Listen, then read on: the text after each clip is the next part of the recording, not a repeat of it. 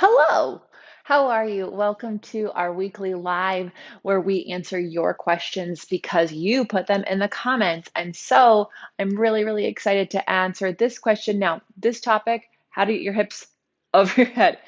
It's actually going to be a workshop on OPC in June. So I will go into much greater detail about all the different ways to get your hips up and doing inversions in a really strong way in a workshop on OPC.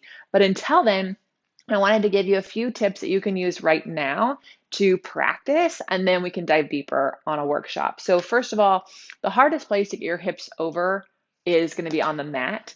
It is much easier if you are on the Cadillac. You can use the tower. You've got the leg springs. You've got the rollback bar. There's springs to get your hips up. Even on the reformer, you can cheat a bit because the springs are going to pull your hips up. Um, but on the mat, it's just really hard, especially if you've got spots in your back that are really tight. So here's a couple tools I like to use. If you don't have access to a small barrel or spine corrector, a good foam roller, or this ball's a little small, so something a little bit bigger, but we're going to use this today because August and he chewed a ball. So this is what I'm left with. All right, so a couple things. You can do your small barrel or spine corrector leg series using either a foam roller or a ball. And the reason this is really great is it's going to require you to work against the distalness of your legs. So I'm going to send my legs out and I have to work my chest down, right? So as my legs go out, if I do that kind of a thing, then it's going to be really hard for me to get my hips over my head because my chest is used to going with my legs. But if I can actually keep my chest down here as my legs do some fun things, some different choreography, then that's training my body to work against the distalness of the legs, all right? So do check out our leg series for those things. Guy is going to come in here and ruin this live, y'all. She's doing it. So the next thing you can do to practice getting your hips overhead is rolling like a ball. And I really love putting the ball here to help you because a lot of times we tend to let our feet get away from us. So keeping your heels really close to your seat and rolling like a ball is going to help you because if you're always letting your legs go away, right? Then the weight of your leg, your feet go that way, but your hips don't go that way. So if you can put a prop here, it could be a yoga block, could be a pillow here, and you have to hold on to it, then you actually have to work your hips up, right? But if you don't have it, again, you can cheat yourself and go, oh, look, I'm going over. But really, you're just taking your feet, not your butt, right? So now there are a couple things to think about. Rolling like a ball is actually a really awesome exercise to practice getting your hips overhead. What I want you to think about is don't worry about if your head touches the mat, that's fine.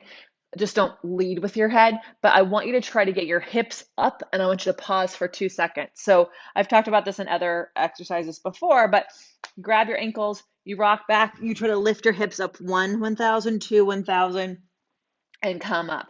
So I'm literally thinking about my sit bones going up. If I think about my feet going over, right, you're just not going to get there. So again, you rock back, you lift your hips up, right? That's going to really help you. Next things I want you to actually work on is the strength of your upper back.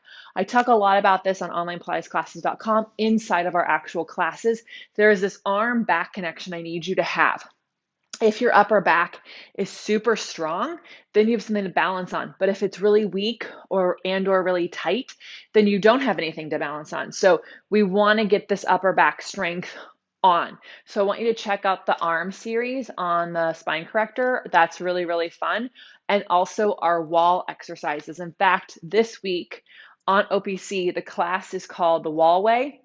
It's all about the wall, using the wall to help you connect to your back side of your body. And the more you do that, the stronger your upper body is, the more you have something to stand on.